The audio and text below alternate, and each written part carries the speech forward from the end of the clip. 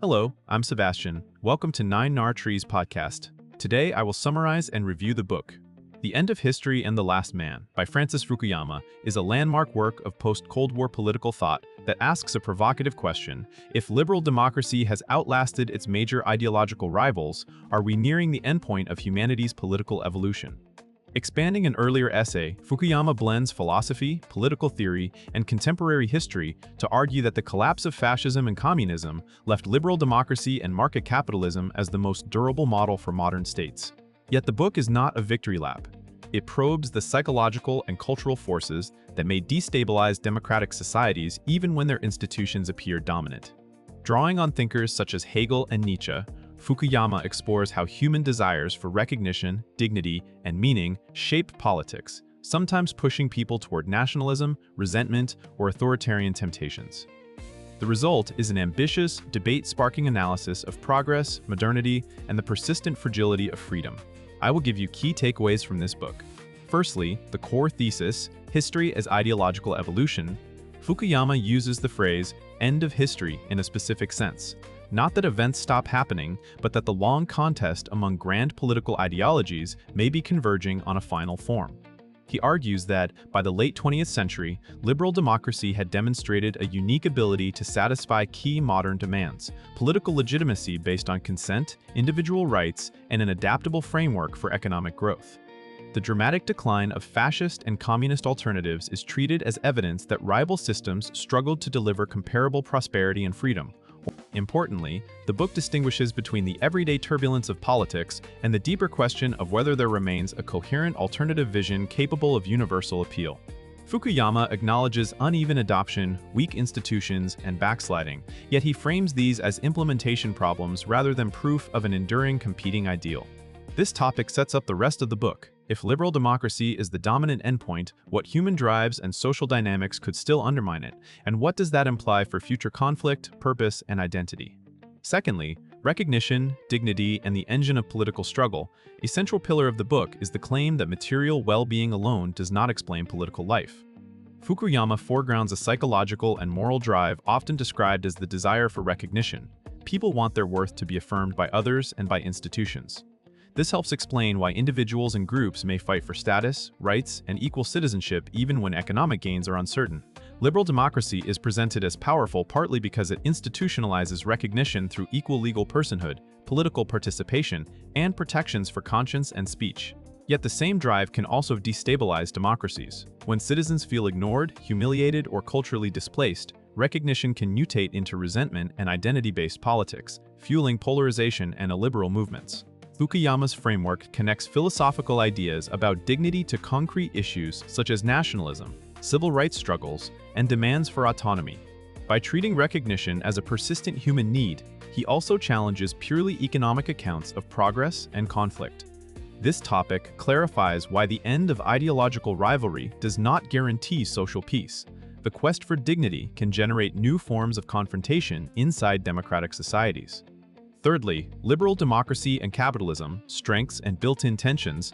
Fukuyama links liberal democracy to modern market economies, arguing that economic modernization tends to encourage education, urbanization, and complex social organization, conditions often compatible with democratic governance. Markets can deliver innovation and rising living standards, reinforcing legitimacy and reducing incentives for revolutionary politics. At the same time, the book highlights tensions that do not disappear with democratic consolidation. Capitalism can widen inequality, concentrate power, and foster insecurity, which in turn can erode trust in institutions and invite populist backlash. Democracies also face a legitimacy challenge when citizens perceive that economic outcomes are detached from effort or fairness. Fukuyama treats these contradictions as manageable within a liberal framework, but not automatically solved by it. The topic also involves the difference between procedural democracy and substantive outcomes. Elections and rights may coexist with corruption, weak rule of law, or oligarchic influence.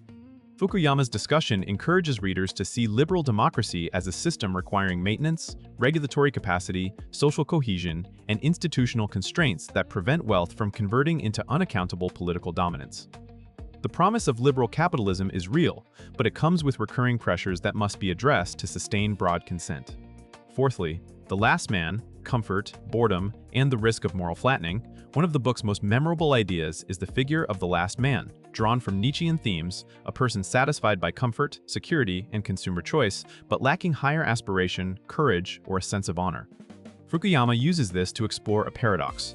If liberal democracy succeeds too well at reducing existential struggle, it may produce citizens who are politically apathetic and spiritually restless. Without a shared sense of purpose, societies can slide into shallow individualism or a managerial politics focused on administration rather than meaning. Fukuyama does not argue that prosperity is bad, but he warns that human beings may seek risk, status, and transcendent projects even when basic needs are met.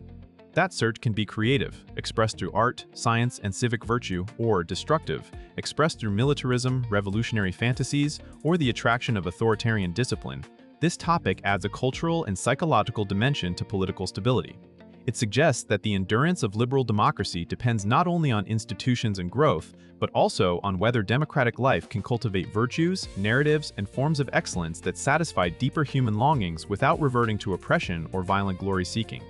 Lastly, what happens after the end? Conflicts, reversals, and the future of politics. Fukuyama's argument is often misunderstood as predicting an easy, inevitable march toward liberal democracy. The book actually spends substantial effort considering the ways history, in the everyday sense, continues. Wars, ethnic conflict, religious movements, and geopolitical rivalry do not vanish simply because one ideology looks superior. Fukuyama examines how modernization spreads unevenly, leaving gaps between regions, classes, and cultural worlds that can become flashpoints. He also addresses the possibility of regression. States can relapse into authoritarianism when institutions are weak, when leaders exploit fear, or when citizens lose confidence in liberal norms. The framework invites debate about whether future challengers will be ideological in the classic sense, or will arise from technology, nationalism, or civilizational competition. The key point is that liberal democracy's claim to finality is contingent on continued performance and on its ability to integrate demands for identity and dignity without abandoning pluralism. This topic helps readers use the book as a diagnostic tool rather than a prophecy. It encourages scrutiny of present-day trends that test liberal systems, while retaining the question Fukuyama poses, is there a more legitimate alternative that can sustainably replace liberal democracy on a global scale? In conclusion, this book suits readers who want to understand the big ideas behind modern political debates, students of history and international relations, policy-minded professionals, and general readers who enjoy philosophy applied to real-world events. It can benefit a reader's life by sharpening how they interpret headlines and political conflict. Fukuyama offers a framework that connects economic modernization, institutions, and the human need for dignity, helping readers see why grievances persist even in wealthy democracies, and why identity can be as powerful as income. The book also pushes readers to reflect on purpose, what citizens owe one another, what values a free society must cultivate, and how complacency can weaken democratic habits.